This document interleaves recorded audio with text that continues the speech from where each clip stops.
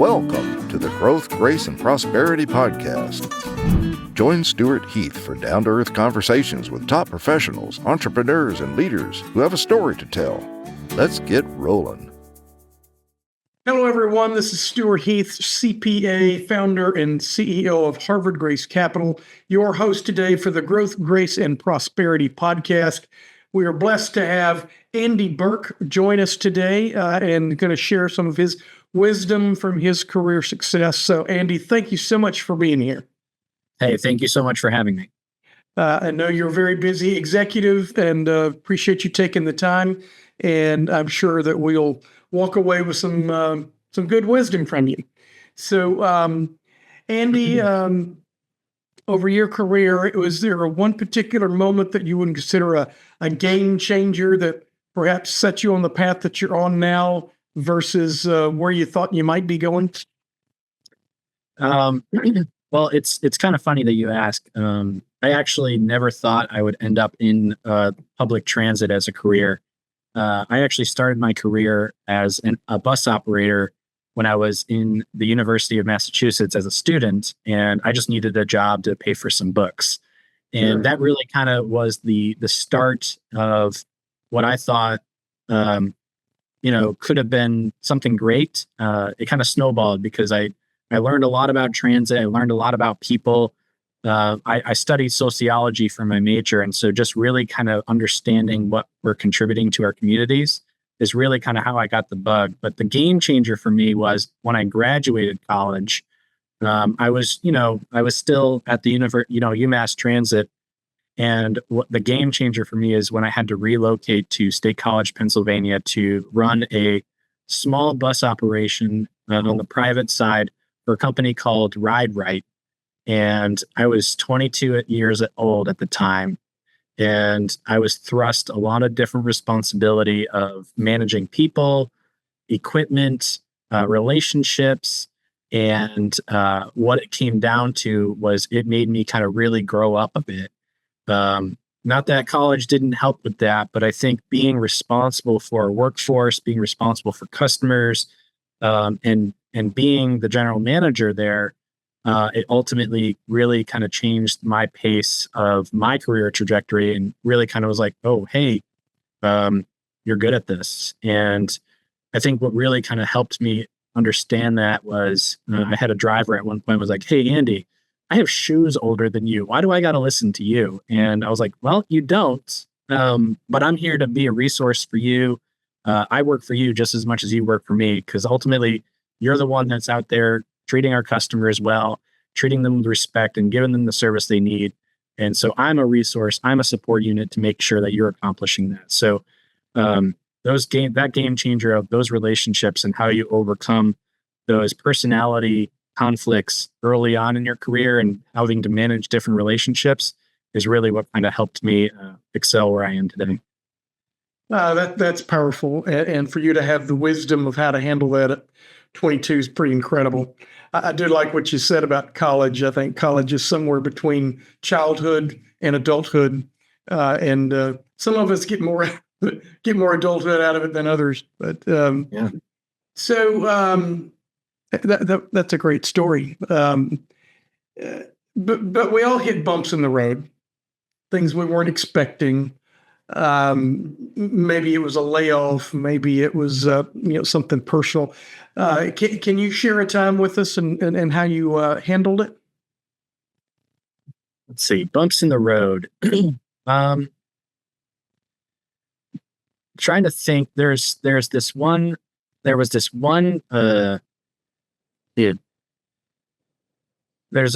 gentleman who kind of pushed me to my edge a couple of times. And again, I think, relationship building is a key element of that. But that bump in the road is I was working late. We were doing a startup and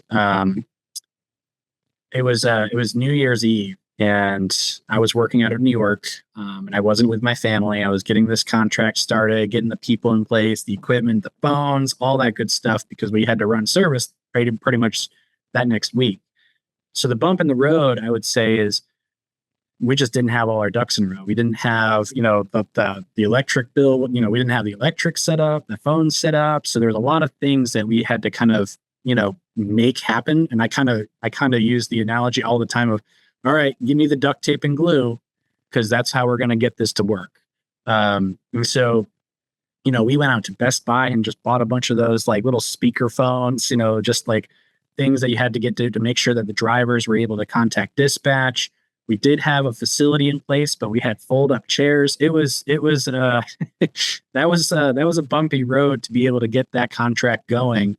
And I do owe a lot of gratitude to some of my mentors early on in my career, because when it came to startups, and again, I'm on the public side of the business now, but when it came to the startup side of the business, where you're basically bringing up a new contract, you're starting a new service, you're not going to have everything right day one. It's just not possible. You can plan as much as you want, but being able to overcome with the duct tape and the glue and get a good place where the employees in your workforce just recognize, hey, this is temporary. We're going to put a stopgap, process in place. This isn't forever. And let's talk. Communicating and transparency was so important for us, because we would tell the employees like, hey, as you're coming in, we're still moving in, we're doing what we need to do. But as long as that they're getting paid on time, they know what their expectations are, and then they know who they need to go to for questions, inquiries, comments, suggestions. It really kind of helped overcome that bump. Because again, I was so nervous. This was my first contract to kind of get it going. Well, this was my second startup, sorry. And again, no startup goes without punishment. And those bump in the roads, you'll learn how to, again, manage relationships, manage your team, and they'll help you manage everything too. So you treat them right, they'll treat you right. I can't even imagine trying to set up new services on a holiday. Mm-hmm. Even if they're open, they're short staffed and everything. So wow. So it sounds like you are a real management expert. And how do you stay up on the latest management thought and techniques and other things that you need to learn and be up on to conduct your job? So management, business etiquette, there's a lot of resources out there. I call myself a productivity nerd. And kind of what that means is you have like your different systems, right? So, if you go into, a friend or a colleague's workspace, right, you'll see either, oh, I have an inbox and I have an outbox, or you look at their email. Does it have 6,000 emails? Does it have 0 emails? So everybody has a system, right? I kind of pride myself on my systems that can kind of help me, stay organized. But really how I stay up to speed on trends is, just some self-help books, there's a lot of good ones like Atomic Habits, right? And so when you're trying to create new processes for yourself, humans are stubborn creatures. And so when we're trying to start a new routine, right? Like even going to the gym, for example, or, hey, I want to touch base with my employee every week, or I want to do this, or setting up those routines and rewarding yourselves for those habits. So it's like, all right, after I call Stewart on Tuesday, I will send him an email and do this, right? So getting into those routines and setting up good habits for yourself on being a proactive individual versus reactive. If I'm never touching base with, say Stewart, right? If I'm never touching base with you and you call me only when there's a fire going off, okay, you know what? That is the routine. We have set that culture. But if I'm touching base every week, every so often, it doesn't necessarily have to be every week, doesn't have to be every day. Every individual needs a different type of style. I work with, a number of different individuals that range in all different races, classes, age, all that good stuff. And so it's like, all right, well, let me talk to this millennial and, what kind of empathy and what kind of reiteration and how do I help them, empower them? Whereas some folks are in their habits, how do I continue to help them with their habits and maybe tweak them a little bit? Change is hard for everybody. So But ultimately, the way I kind of keep up on things is I stay informed through transit news, Business Insider, Forbes, a lot of those different platforms.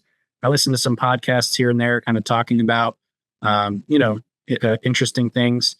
I actually follow This is Nashville just to kind of hear what's going on in the local community.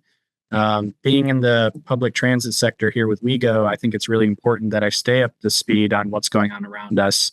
Because at the end of the day, what's happening in the community ends up entering our public transit system. It doesn't matter, if it's not our quote unquote problem.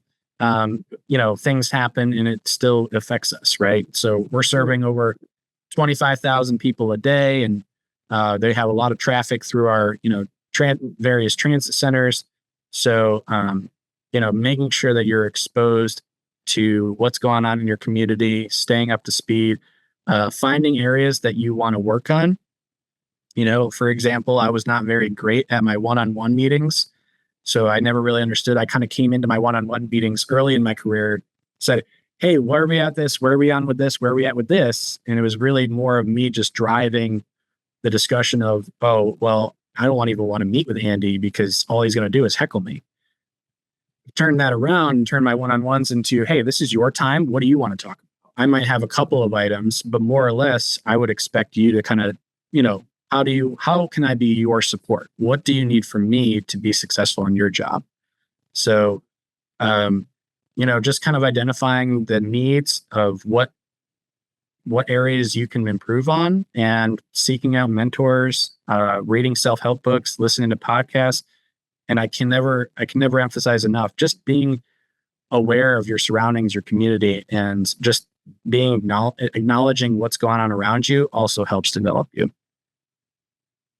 So is the new referendum there in Metro for the expanded transit, I don't even really know what is that going to impact you guys at all?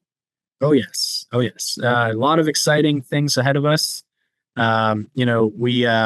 You can get a lot of that information online. You go to nashville.gov/transit. It kind of outlines our plan. What's really exciting is Nashvillians recognize that this is what they want, and the voters kind of came through and approved what Mayor O'Connell has been kind of pushing since he stepped foot in office. I think it's really great having a mayor that's having a full knowledge of transit. He was a MTA board member in years past, so he's a transit guy by nature. He rides the bus. He understands transit. So this transit referendum and all the initiatives that's coming down our way, basically, it's going to emphasize better connectivity to our community, enhancing sidewalks in terms of pedestrian friendliness and safety. Transit signals. I know there's a lot of traffic conditions and there's a lot of outdated transit signals out there. So I think that's going to be a big area that everybody's looking forward to. So yes, it's an exciting time. I'm very excited to be a part of the team to kind of help drive some of these initiatives. And we're really excited to be behind Mayor O'Connell, who kind of helped push this forward. So appreciate him and his team. All right, let's pivot a little bit to personal finance. And again, without any numbers or anything, how do you position yourself financially? Are you a art collector? Are you investing in crypto? Are you a wads of cash in the mattress guy? What kinds of things do you invest in? So it's I try to diversify a bit, but I feel like I let me say this. When COVID hit, I think was the real eye opener for, hey, I need to understand how the market works, how stocks work, how to invest in my future and all that stuff. So over the last 5 or 6 years, I've been really trying to understand how to, financial literacy and education is I hate to say it, but it's just not well done in our youth, for our youth and our students. Yeah. It just isn't, I didn't know. I don't hate to say it. You're absolutely right. It's horrible. So it's terrible. I didn't know what an index fund was. I didn't know what an ETF was or a mutual fund. I didn't understand what any of that terminology meant until really in the last decade. And it's a shame because I look back and I'm like, oh my God, if I started 15, 20 years ago, where would I be today? So Lately I have been very diligent about, investing into, the overall stock market, the US stocks. I look into, international trade. I look into index funds like the S&P 500, for example. The other thing in terms of financials, I do track it. I every month I sit down with my wife and we go through our finances. It's like, all right, where are we spending our money? If you don't even know how you're spending your money, that's where you start. Start there. Obviously, pay down your credit debts. Get rid of high interest stuff. I'm one of those people that if I can avoid, hey, let's go buy a washing machine or a refrigerator. Try not to have interest on those, because when you start buying furniture and you're buying all these things, interest is what gets you. So the other thing too is part of my income. I basically, my wife and I had a common conversation a couple of years ago. It's like, all right, this is it. Doesn't matter how much more money we make. This is our living. This is what we can live off of. We're comfortable. We'll save up for vacations here and there, but the rest is going into our future planning. Maybe we want to have a kid one day. Maybe we want to invest in another house one day. Maybe we want to start a new business or something. So having a way to basically manage your lifestyle where you're not having salary creep, and basically your cost of living continues to increase with the more money you make, you get to a point where it's like, all right, I'm living a good life. I'm doing the fun stuff I want to do. I have some extra cash. I don't necessarily need to go buy a new computer or a new phone every 3 months. So, investing strategies, I'm not a financial advisor or anything like that, but just, understanding what your risk tolerance is, high, low, medium, finding the right index funds or the right stocks for you, understanding where you're spending your money, having a budget.